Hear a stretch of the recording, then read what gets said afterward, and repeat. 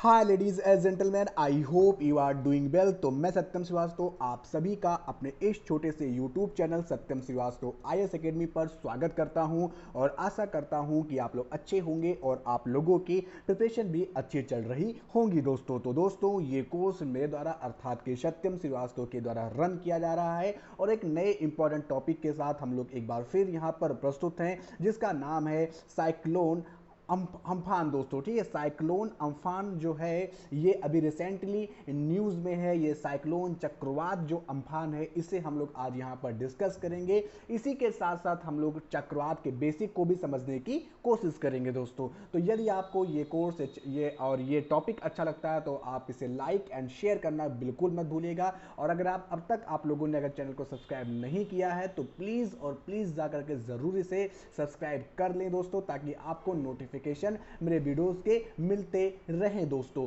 इसी के साथ बढ़ते हैं आगे और आप मुझे अनअकैडमी पर भी आप मुझे फॉलो कर सकते हो। वहाँ मैं लाइव भी पढ़ाता हूँ और मैंने 70 से ज़्यादा कोर्सेस अब तक मैंने वहाँ पर बनाए हुए हैं। तो दोस्तों इसी के साथ हम लोग यहाँ पर चर्चा करेंगे साइक्लोन अम्फान के बारे में। दोस्तों तो ये बंगाल की खाड़ी में यहाँ पर ये उत्पन्न हुआ है। दोस्तों तो बंगाल की खाड़ी में उठ रहे तूफान अम्फान कई राज्यों के लिए खतरा बन सकता है। मौसम विभाग के अनुसार इस समय देश में वेस्टर्न डिस्टर्बेंस एक्टिव है। तो अभी इंडिया में क्या है, अभी जो पश्चिमी विक्षोभ जिसे हम लोग कहते हैं, पश्चिमी विक्षोभ अभी वो इंडिया में एक्टिव है और इसी के कारण देश के पहाड़ी क्षेत्रों जैसे कि जम्मू कश्मीर, हिमाचल प्रदेश, उत्तराखंड के साथ ही साथ हमारे पंजाब, उत्तरी राजस्थान और पश्चिमी उत्तर प्रदेश में भी मौसम बिगड़ सकता है। दोस्तों ऐसा यहाँ पर मौसम विभाग ने यहाँ पर अपना अंदेशा लगाया है। भारतीय मौसम विभाग के मुताबिक बंगाल की दक्षिण पूर्वी खाड़ी और पड़ोसी क्षेत्रों से उठी चक्रवाती तूफान अम्फान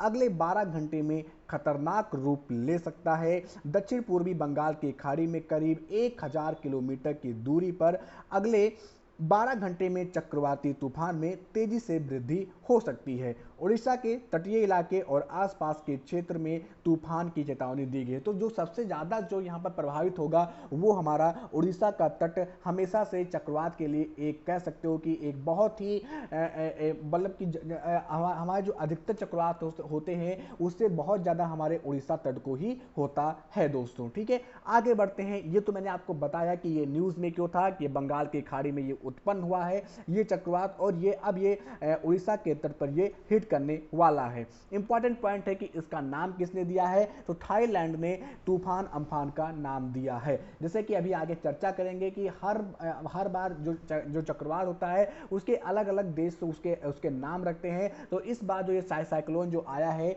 वो साइक्लोन अम्फान जो है उसका नाम जो है वो थाईलैंड ने दिया है। दोस्तों तो ये आपको समझना है गाइस, ठीक है, ये आपको समझना है गाइस।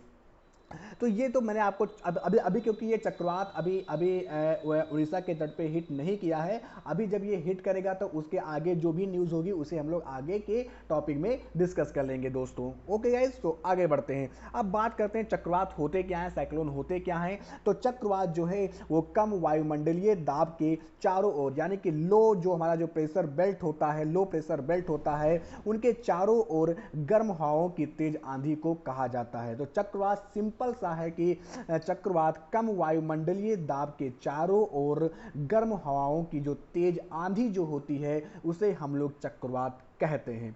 दोनों गोलार्धों यानी कि उत्तरी और दक्षिणी गोलार्धों के चक्रवाती तूफानों में अंतर यह है कि उत्तरी गोलार्ध में ये चक्रवात घड़ी की सुइयों को विपरीत दिशा में अर्थात कि काउंटर क्लॉकवाइज तथा दक्षिणी गोलार्ध में घड़ी की सुइयों की दिशा क्लॉकवाइज में चलते हैं। तो ये थोड़ा सा डिफरेंस है उत्तरी गोलार्ध और दक्षिणी गोलार्ध के चक्रवातों में।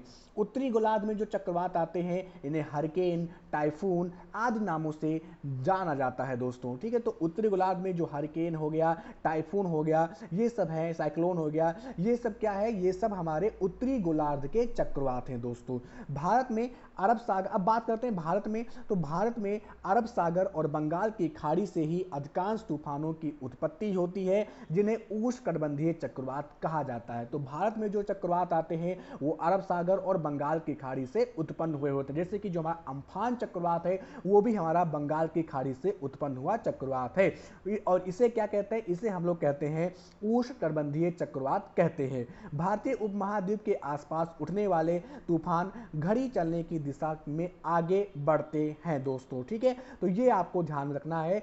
उष्णकटिबंधीय चक्रवात कहते किसे हैं, तो उष्णकटिबंधीय चक्रवात एक तूफान है जो विशाल निम्न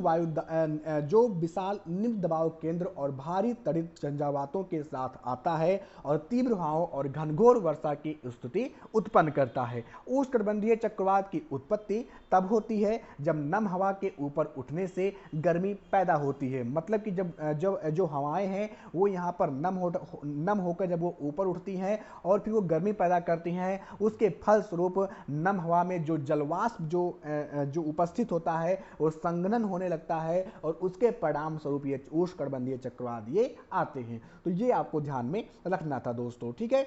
और दोस्तों यहाँ पर इंपॉर्टेंट है कि ऐसे चक्रवातों के लिए तापमान कितना होना चाहिए, तो 27 डिग्री सेंटीग्रेड, ठीक है। 27 डिग्री सेंटीग्रेड जो तापमान है वो 27 डिग्री सेंटीग्रेड यहाँ पर होना चाहिए, ठीक है। तो 27 डिग्री सेंटीग्रेड हमारा तापमान इसके लिए होना चाहिए। कोरोलिसिस बल होना चाहिए। ये दोस्तों ये एक बेस है कि आखिर ये उष्णकटिबंधीय चक्रवात किन किन आधारों पर आते हैं, किन किन की वजह से आते हैं। तो तापमान होना चाहिए 27 डिग्री सेंटीग्रेड, कोरोलिसिस बल होना चाहिए, ऊर्ध्वाधर वायु कर्तन होना चाहिए, ठीक है, मतलब कि उसका क्षीण होना चाहिए। ये सब होना चाहिए, तभी जो ये चक्रवात है वो आते हैं दोस्तों। तो ये आपको ध्यान में रखना था। अब बात करते हैं दोस्तों कि नामकरण कैसे होते हैं चक्रवात का, ये भी समझ लेते हैं दोस्तों। तो 1953 से मायामी नेशनल हरिकेन सेंटर और वर्ल्ड मेट्रोलॉजिकल ऑर्गेनाइजेशन WMO ध्यान रखिएगा, ठीक है, WMO तूफानों और उष्णकटिबंधीय चक्रवातों के नाम रखता आ रहा है। WMO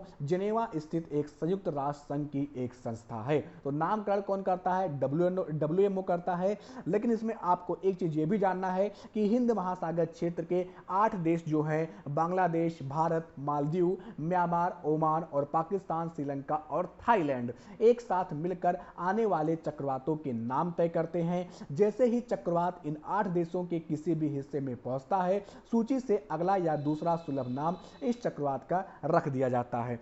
इस प्रक्रिया के चलते तूफान को आसानी से पहचाना जा सकता है। ऐसे नाम क्यों रखा जाता है, ठीक है, ऐसे नाम इसलिए रखा जाता है कि इन नामों की वजह से आसानी से हम साइक्लोन को जान पाते हैं, उनके लक्षणों को जान पाते हैं, उनके बारे में जान पाते हैं और बचाव अभियानों में भी मदद मिलती है। किसी नाम का दोहराव नहीं किया जाता है, मतलब कि अगर साइक्लोन अम्फान एक बार रख दिया गया तो अब ये दोबारा अम्फान ये नहीं आएगा, ठीक है, इसका मतलब ये होता है। नामकरण करने वाली जो बॉडी है वो है यहाँ पर यहाँ पर क्षेत्रीय विशिष्ट मौसम विज्ञान केंद्र, regional specialized meteorological centre RSMC, जो कि नई दिल्ली में स्थित है, जो कि नामकरण करने वाली ये संस्था है, जो कि हिंद महासागर में जितने भी यहाँ पर जो देश है उनके लिए दोस्तों, ठीक है। तो ये आपको ध्यान में रखना था,